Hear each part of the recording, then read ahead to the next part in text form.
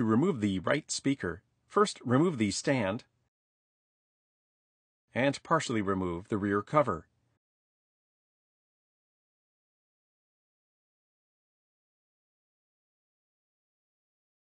Detach the right speaker connector to the motherboard.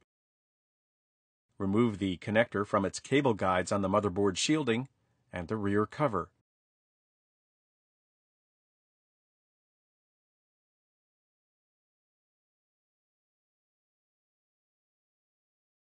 Detach the two wide head Phillips No. 2 screws securing the right speaker to the PC. Remove the right speaker from the rear cover.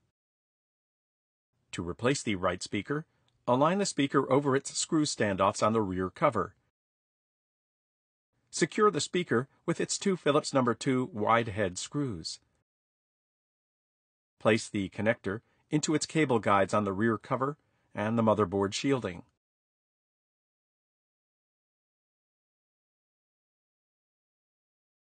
Reconnect the right speaker connector to the motherboard.